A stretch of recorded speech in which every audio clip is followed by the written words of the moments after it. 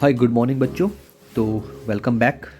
तो आज के इस चैप्टर में हम डिस्कस करने वाले हैं साइंस के चैप्टर नंबर 10 को, प्रकाश का परावर्तन तथा अपवर्तन। ठीक है, अभी हमारे एग्ज़ाम को काफ़ी कम टाइम बचा हुआ है और इसके लिए हमारी जो स्ट्रैटेजी होनी चाहिए, तैयारी होनी चाहिए, वो किस तरीके से होगी इस पे हम डिस्कस करेंगे।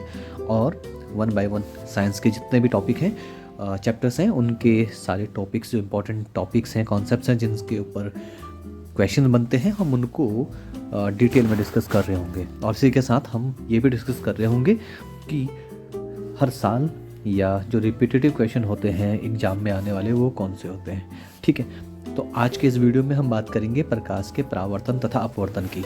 इसमें हमारा मेजर फोकस होगा कि किस तरीके से हम जो इम्पोर्टेंट क्वेश्चंस हैं उनको, कॉन्सेप्ट है, उनको समझे। ठीक है, तो देखिए प्रकाश का परावर्तन के लिए ये बेसिक आप यहाँ से पढ़ सकते हैं। ठीक है, तो परावर्तन क्या है? जब लाइट किसी भी सतह से, है ना, चिकनी या चमकदार सतह से टकराकर वापस उसी माध्यम में आती है ना, तो उसको हम कहते हैं प्रकाश का परावर्तन। ठीक है, तो ये माध्यम क्या है? माध्यम जिसमें प्रकाश गमन कर रहा है, जा रहा है एक स्थान से दूसरे स्थान तक, वो क्या है? माध्यम है ना। तो प्रकाश के बारे में हम जानते हैं कि प्रकाश केवल पारदर्शी माध्यम में ही क्या होता है, गुजर सकता है। तो ये माध्यम है। ठीक है, तो हमारे पास इस प्रकार क्या क्या माध्यम हो सकते हैं जिनमें से प्रकाश होकर गुजर सकता है, ट्रांसमिट हो सकता है। हमारे पास वायु हो सकती है ना, पानी हो सकता है, कांच हो सकता है। तो ये सारे एग्जाम्पल हैं माध्यम के। ठीक है, आगे हम इनको और डिस्कस कर रहे होंगे। ठीक है, तो अभी हम आगे बढ़ेंगे। यहाँ पे जो पहला वाला चैप्टर है, पहला वाला पेज है, यहाँ पे जस्ट इंट्रोडक्शन दिया हुआ है इस चैप्टर के बारे में। उसके बाद आता है प्रकाश का परावर्तन। ठीक है, तो अभी हमको समझना है कि प्रकाश का परावर्तन है क्या और उसके जो नियम है प्रकाश के परावर्तन के, वो हमको समझने हैं। ठीक है, तो अभी देखिए प्रकाश का परावर्तन है क्या। प्रकाश जब, अब यहाँ पे इसकी डेफिनेशन देखेंगे, प्रकाश जब किसी भी उच्च कोटि की पॉलिश की हुई पृष्ठ, जैसे हमारा दर्पण है ना, तो जब उस पर पड़ता है तो वो अधिकांश प्रकाश को परावर्तित कर देता है, यानी वापस मोड़ देता है। इसी को हम करते हैं प्रकाश का परावर्तन। तो मान लीजिए ये आपके पास कोई दर्पण है और ये देखिए मैं दर्पण को इस तरीके से बना रहा हूँ। ठीक है, ये दर्पण है और ये कौन सा दर्पण है? समतल दर्पण है। इसके बाद हम बात करेंगे दर्पण के टाइप्स पे भी। तो अभी प्रकाश के परावर्तन, यानी जब, अगर इसकी सरल डेफिनेशन अगर आपको लिखनी हो तो आप क्या लिख सकते हैं? जब प्रकाश किसी भी चमकदार या चिकनी सतह पर टकराता है और वापस लौटकर उसी माध्यम में आता है, तो इस घटना को हम प्रकाश का परावर्तन कहते हैं। ठीक है, तो अभी प्रकाश के परावर्तन को हम दो नियमों से समझते हैं। प्रकाश के, जिनको हम प्रकाश के परावर्तन के नियम कहते हैं। तो पहला और दूसरा नियम। तो अभी पहला नियम क्या है? अभी देखिए, इसको मैं आपको समझाने की कोशिश करता हूँ। मान लीजिए कोई प्रकाश की किरण इस तरीके से एक दर्पण पर गिर रही है। ये कौन सा दर्पण है बच्चों? समतल दर्पण है। ये समतल दर्पण है। जब भी आपको समतल दर्पण बनाना होगा तो आप इस तरीके से बनाएंगे। ठीक है, अभी क्या कर रहे हैं? अभी हम इस पे एक अभिलंब, जहाँ पे गिरी, तो ये आपतित किरण है। ये है आपतित किरण, है ना, क्योंकि प्रकाश को हम किरणों के रूप से व्यक्त करते हैं। अभी यहाँ पे गिरी है, वहाँ पे आप क्या करेंगे? एक अभिलंब खींचेंगे और ये अभिलंब है, इसको नॉर्मल, है ना, ये काल्पनिक रेखा है। और ये काल्पनिक रेखा आपने कहाँ पे खींची? जहाँ पे ये आपतित किरण इस दर्पण के जिस बिंदु पर मिल रही है, जहाँ पे टकरा रही है, वहाँ पे आप क्या करेंगे? अभिलंब खींच देंगे। अच्छा, अभी जब आपने अभिलंब खींचा तो उसके बाद क्या हुआ? यहाँ पे कोण जैसी आकृति बनी, तो इसको हम बोलते हैं आई से आपतन कोण, क्योंकि आपतित किरण और अभिलंब के बीच में कोण बना, इसलिए हम इसको नाम दे रहे हैं आपतन कोण। ठीक है भाई, अभी देखो यहाँ पे आप देखिए पॉइंट नंबर 1 पे क्या है? आपतन कोण परावर्तन कोण के बराबर होता है। अभी परावर्तन कोण कहाँ बनेगा? तो इस नियम के अनुसार ये होता है कि जो आपतित किरण है वो दर्पण पर टकराएगी और वापस लौट के जाएगी, है ना। तो देखो परावर्तन की घटना हुई है दर्पण पे, आपतित किरण आई, टकराई, आपतन बिंदु है ये देखो, जहाँ पे टकराई ये पॉइंट, वो है आपतन बिंदु, और टकरा के चली गई, तो ये किरण होगी परावर्तित किरण। ठीक है, तो परावर्तित किरण जब ये टकरा के गई तो यहाँ पे इसने कुछ कोण बनाया और इस कोण को हम नाम दे देते हैं R, ठीक है, परावर्तन कोण, ठीक है, एंगल ऑफ रिफ्लेक्शन, और ये हो गया एंगल ऑफ इंसिडेंस। तो दो कोण बन गए अभिलंब की, एक इस ओर बना है, एक दूसरी ओर बना है, ठीक है। अभी देखिए आपतित किरण और अभिलंब के बीच में जो कोण बना है उसको कहेंगे आपतित किरण, आपतन कोण, और जो परावर्तित किरण और आपतन बिंदु अभिलंब के बीच में जो कोण बना हुआ है उसको हम बोल रहे हैं परावर्तन कोण। तो ये पहला नियम ये कहता है कि जो आपतन कोण है वो हमेशा परावर्तन कोण के बराबर होता है। अगर आप इसको गणित की भाषा में या सिंबॉलिक फॉर्म में लिखोगे तो कोण I बराबर कोण R आप लिखते हो। तो अगर ये पहला नियम है तो प्रकाश का परावर्तन कब होगा उसके लिए पहली शर्त है कि आपका कोण I और कोण R यानी आपतन कोण और परावर्तन कोण बराबर होना चाहिए। ओके, ये तो हमें समझ आया। अभी बहुत सारे बच्चे जो हैं वो उनको दिक्कत कहाँ होती है, उनको दिक्कत होती है दूसरे वाले नियम को समझने में। ओके, दूसरा वाला नियम क्या है जरा इसको समझते हैं। आपतित किरण, अरे बहुत सरल है, दर्पण के आपतन बिंदु पर अभिलंब तथा परावर्तित किरण सभी एक ही तल में होते हैं, या सभी या तीनों एक ही तल में होते हैं। देखो किस किस की बात की है यहाँ पे, अभी किरणों की बात कर रहा है। पहला है आपतित किरण, ठीक है, पहले क्या बात कर रहा है, आपतित किरण, अभिलंब, और अभिलंब कहाँ पे है, आपतन बिंदु पे, और ये कौन सी है, परावर्तित किरण। ये तीनों एक ही तल में होते हैं, ठीक है। तो दूसरा नियम देखो कितना सरल है, आपतित किरण, अभिलंब तथा परावर्तित किरण तीनों एक ही तल में होते हैं। तो ये आपका दूसरा नियम है। तो ये दो नियम बहुत आसान शब्दों में हमने समझे, आप इनको नोट कीजिए और फिर हम आगे बढ़ते हैं, ठीक है। तो ये तो थे हमारे प्रकाश के परावर्तन के, सॉरी। तो अब आगे बढ़ते हैं। अभी क्या है, अभी आगे ये कह रहा है कि परावर्तन के ये नियम गोलीय पृष्ठों सहित सभी प्रकार के परावर्तक पृष्ठों के लिए लागू होते हैं। तो अभी जो हमने परावर्तन के नियम लगाए थे वो समतल दर्पण के केस में लगाए थे। ये हमारा समतल दर्पण था, यहाँ से कोई आपतित किरण आई और जब वो इस दर्पण पे टकराई, ठीक है, तो वो अभिलंब से यानी नॉर्मल से कुछ कोण बना के निकली। तो ये जो I था वो R के बराबर। तो ये अभी तक हमने देखा था, ठीक है। एक चीज़ ध्यान रखना कि हमेशा जब भी आप किरणों को दिखाएंगे तो ये एरो का जरूर यूज कीजिए। ये एरो आपको डायरेक्शन बता रहा है कि प्रकाश किरणें कहाँ से कहाँ की ओर जा रही है, ठीक है।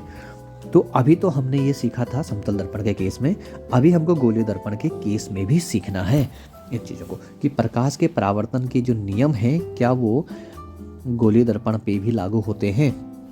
तो भाई देखिए, सबसे पहले समझते हैं कि दर्पण जो होता है वो कितने प्रकार के होते हैं। तो भाई सिंपल दर्पण हमारे हैं दो प्रकार के।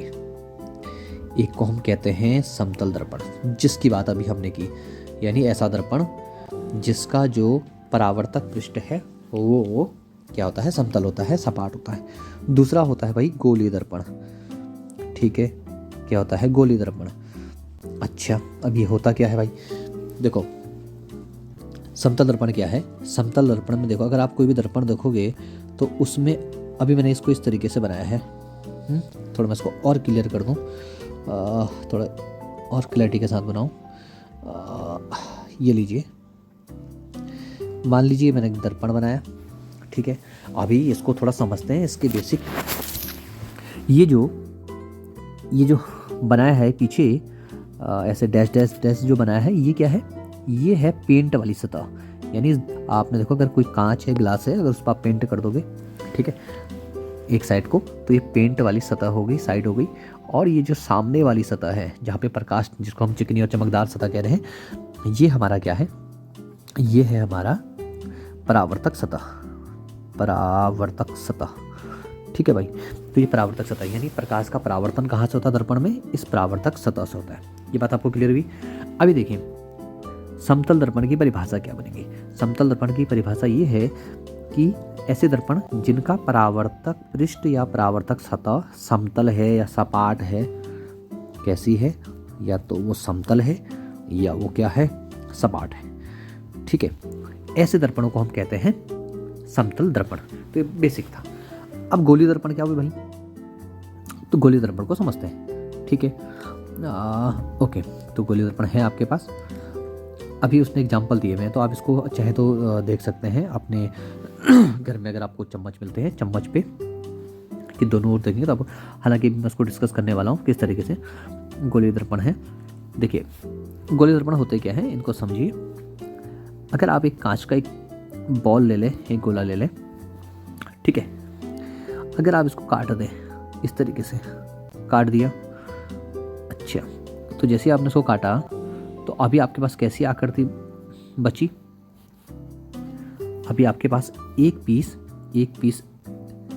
पीस आपके पास इस तरीके का मिल गया, एक पीस इस तरीके का मिल गया। ठीक है, अभी आपको क्या करना है, अगर आप इन कांच के टुकड़ों को, जिनको वक्री हिस्से हैं, उनको अगर आप पेंट कर दो, अगर आपने इसको इस तरीके से पेंट किया तो ये तो पेंट वाली सतह होगी। इसको मैं इस साइड से पेंट कर देता हूँ। अभी जरा देखिए, अभी क्या बन गया, ये मैंने पेंट कर दिया। दोनों दर्पण के एक एक साइड को मैंने इसको पेंट कर दिया है। तो अब जब मैं इनको पेंट करता हूँ तो मुझे क्या मिलता है, मुझे ये मिलता है कि जो ये दर्पण है, इनकी जो ये जो परावर्तक पृष्ठ है, इसकी तो उठी हुई है, इसकी जो परावर्तक पृष्ठ है उठी हुई है, ये वाली वक्र सतह उठी हुई है। और इस वाले दर्पण के केस में ये कैसी है, दबी हुई है, गड्ढे में है, इस तरीके से। चम्मच होता है हमारा, चम्मच, तो चम्मच के जैसे दबी हुई है। और ये चम्मच के पीछे वाला हिस्सा है, देखो उठी हुई है ना एकदम। तो अगर आप चम्मच देखते हैं तो चम्मच आपके पास इस तरीके की होती है।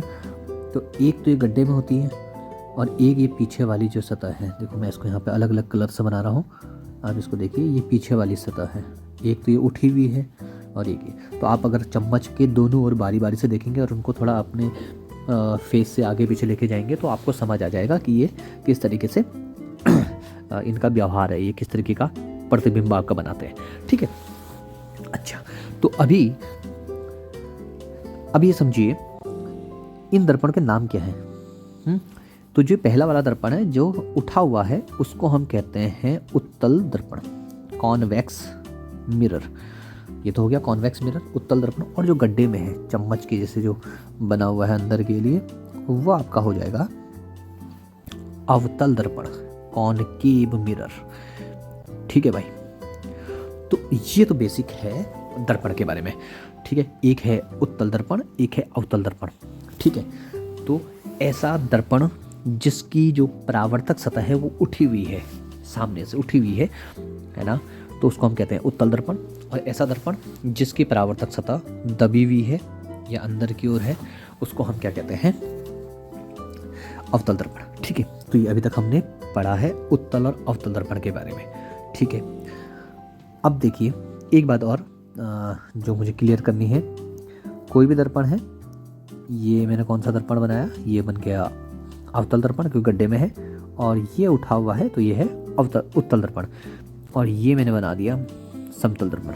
ओके, अभी देखिए ये जो दर्पण है यहाँ पे, ये सामने वाला जो इनका सतह जहाँ पे मैं अभी एरो लगा रहा हूँ, ये इनकी परावर्तक सतह है। तो मान लीजिए ये दर्पण है, तो दर्पण हमेशा हमारे क्या बनाते हैं, प्रतिबिंब बनाते हैं। क्या बनाते हैं, प्रतिबिंब बनाते हैं। तो प्रतिबिंब कैसे बनाते हैं, क्या बनाते हैं, इनको हम आगे पढ़ रहे होंगे। ठीक है, एक चीज़ आपने अपनी पिछली कक्षाओं में पढ़ी होगी कि ये जो भी दर्पण होते हैं, खासकर समतल दर्पण के केस में, जब भी समतल दर्पण का उदाहरण कौन सा है, आपके घरों में जो शीशा और मिरर होता है, दर्पण होता है, वो किसका एग्जाम्पल है, समतल दर्पण का।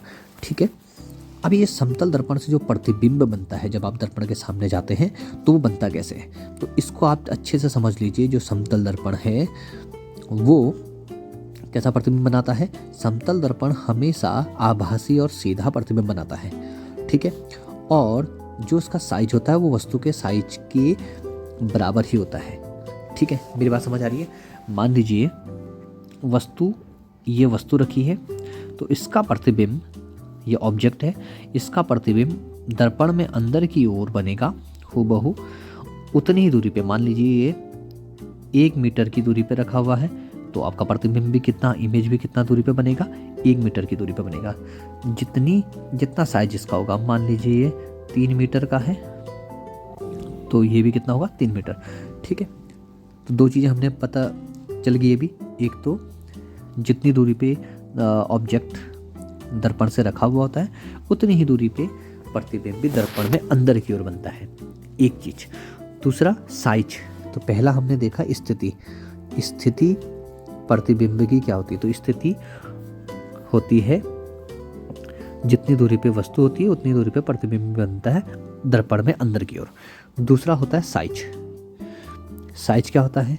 साइज हमेशा बराबर होता है, समान साइज का। जितना बड़ा वस्तु का साइज है उतने ही बड़े प्रतिबिंब का साइज होगा।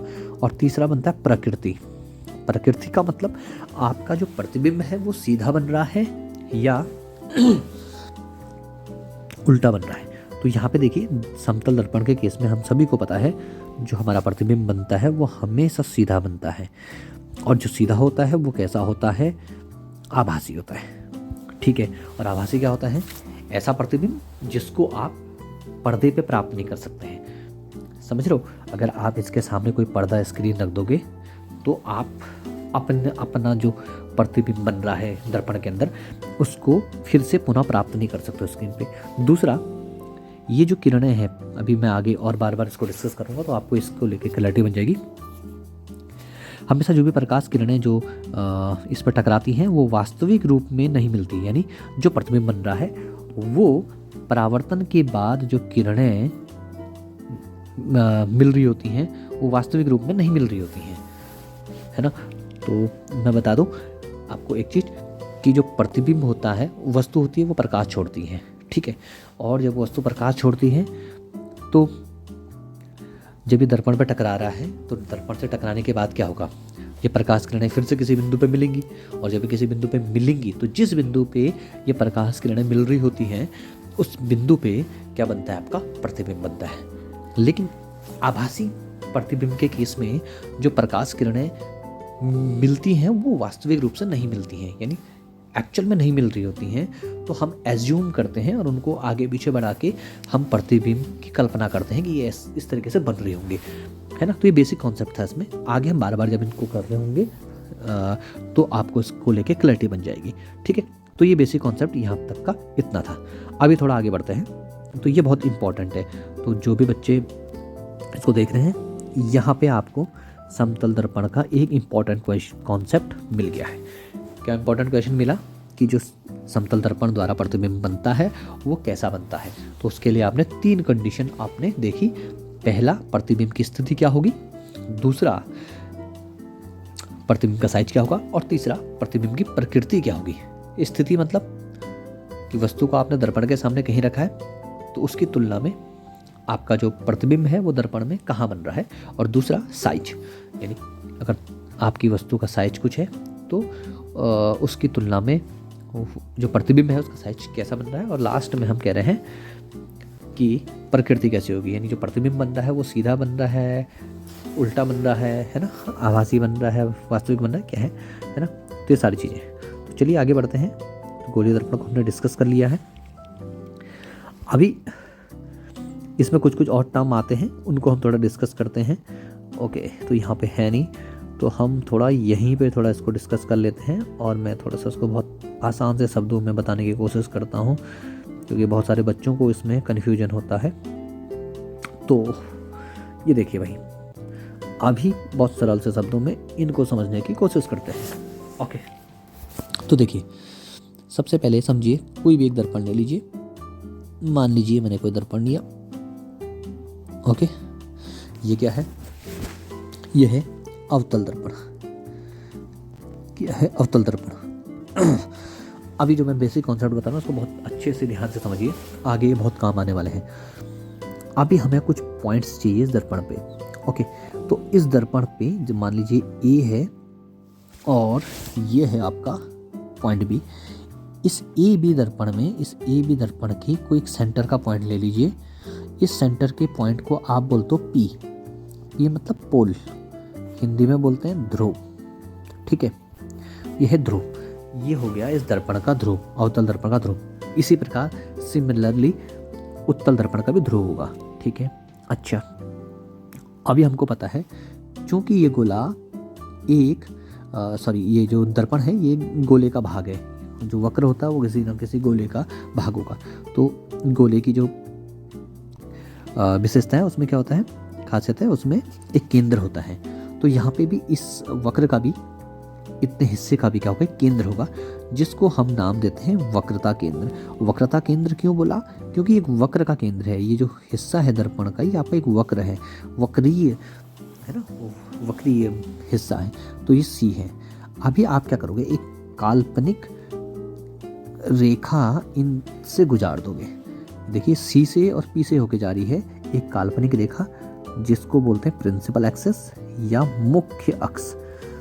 अभी देखिए इनकी डेफिनेशन कभी कभी एग्जाम में पूछ लेता है, ठीक है, मुख्य अक्ष से कहते हैं, है ना। तो देखिए ये आपका दर्पण है, दर्पण का जो सेंटर का पॉइंट है, यानी इसी दर्पण पे, उसको आपने बोला ध्रुव, पोल, कुछ दूरी पे इस वक्र का एक केंद्र होगा, जिसको हमने बोला वक्रता केंद्र। अभी हमको पता है केंद्र और ये परिधि वाले हिस्से अगर कहीं से भी ले लोगे तो ये क्या दूरी हो जाएगी, त्रिज्या। तो क्योंकि ये वक्र की त्रिज्या है तो हम इसको बोलेंगे वक्रता त्रिज्या। क्या बोलेंगे, वक्रता त्रिज्या। तो ये तो हो गई वक्रता त्रिज्या। और ये दूरी कहाँ से है, पी से लेके सी तक की जो दूरी है उसको हमने बोला वक्रता त्रिज्या।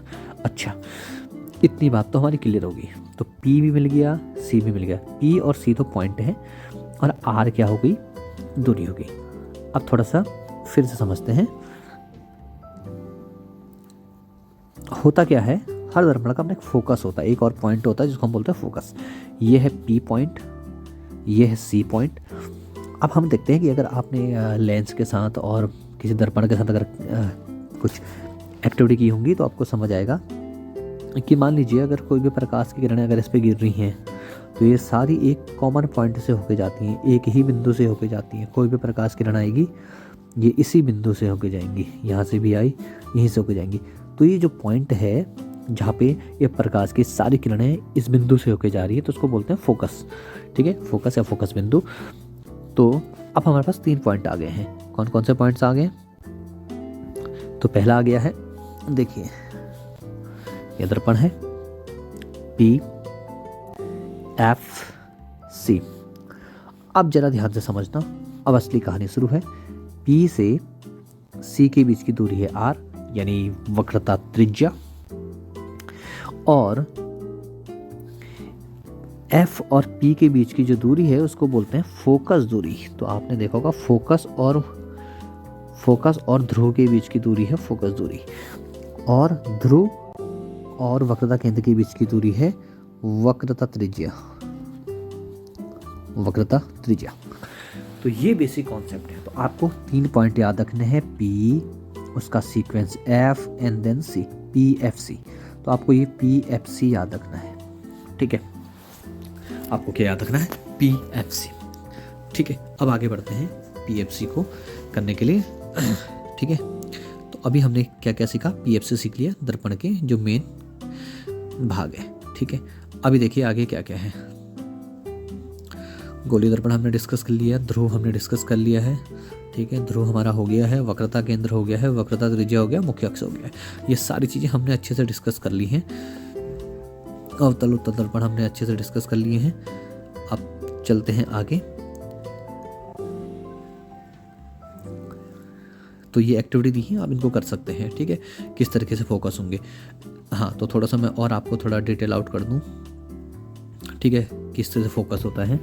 तो आप देखेंगे इस वाले केस में ये है अवतल दर्पण का केस। अवतल दर्पण में देखो ये जो प्रकाश या कोई वस्तु है जो अनंत पर रखी हुई है, चाहे प्रकाश का स्रोत भी हो सकता है, उससे प्रकाश किरण आ रही है, इस बिंदु से होके जा रही है, एफ से, समझ रहे हैं, यहाँ से होके जा रही है इस वाले पॉइंट से। तो ये फोकस हो गया यहाँ पे। जबकि अगर आप किसको देखोगे, उत्तल दर्पण को देखोगे तो इसका फोकस इस ओर है, ठीक है।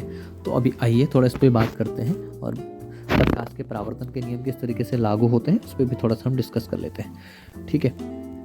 तो बहुत सारे बच्चों के क्वेश्चन हो सकते हैं कि सर ये बताइए, आप कह तो रहते हैं कि प्रकाश के परावर्तन के नियम लागू होते हैं गोली दर्पण के केस में, कैसे लागू होते हैं उनको समझते हैं। ये है आपका कौन सा है, अवतल दर्पण है, ये इसका मुख्य अक्ष पी, यह है एफ सी। प्रकाश किरणें आएंगी तो मान लीजिए ये प्रकाश किरण आई और अभी कहाँ से होके जाएगी, अभी सबसे पहले जिस बिंदु पे, ये आपतित किरण है, जिस बिंदु पे गिरी, हमें सबसे पहले उस पर क्या खींचना, अभिलंब खींचना पड़ेगा। तो अभिलंब खींचने के लिए हम यहाँ पे क्या करते हैं, अभिलंब हम खींचते हैं सी से। तो ये सी से हमने एन नॉर्मल खींच दिया, अभिलंब खींच दिया, तो यहाँ पे बना आई, तो इस ओर बनेगा आर, इसलिए यहाँ से होके जाती है अंदर से। ठीक है, सेम केस में किसका, सेम केस है उत्तल के केस में। अभी देखिए इसका गोला इधर की ओर पूरा हो रहा है, देखिए हो रहा है, तो इसका सेंटर इस ओर आएगा, इसका फोकस इस ओर आएगा। ठीक है, तो अभी देखिए जो भी लाइट रेज इस तरीके से आएंगी, अब जाएंगी कहाँ, जाएंगी कहाँ, तो सबसे पहले नॉर्मल खींचा, नॉर्मल इस तरीके से गया। ठीक है, ये आई बना, तो आर इस ओर बनेगा, तो ये इस ऐसे जाएंगी, तो ये वापस इधर को पीछे बढ़ाओगे तो ये फोकस से होकर जाएंगी। इसलिए जो फोकस होता है उत्तल दर्पण में वो दाईं ओर होता है, ई से राइट की ओर, और उत्तल के केस, अवतल के केस में कहाँ होता है, बाईं ओर। ठीक है, तो ये बेसिक था। ठीक है, इसका होप कि आपको समझ आया होगा। ठीक है, अब थोड़ा आगे बढ़ते हैं। एक्चुअली मैं काफ़ी स्पीड जा रहा हूँ क्योंकि हमको ये बहुत जल्दी से ये चैप्टर कवर करना है। तो अभी हम सीखेंगे गोलीय दर्पणों से प्रतिबिंब कैसे बनता है। ठीक है, गोलीय दर्पण से प्रतिबिंब कैसे बनता है। तो प्रतिबिंब के बारे में हमको कितनी चीज़ें सीखनी है, 3 चीज़ें सीखनी है।